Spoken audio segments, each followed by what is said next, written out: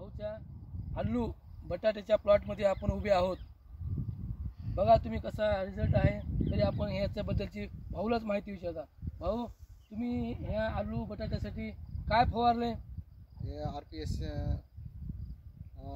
76।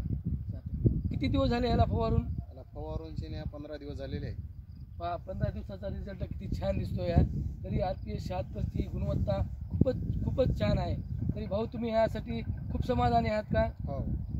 तरी आता तुम्ही ह्याच्याबद्दल लोकांना काय सांगतात? की RPS 76 वापराकडे किंवा याचपासून भरपूर फायदा आहे आणि रिझल्ट पण चांगला आहे।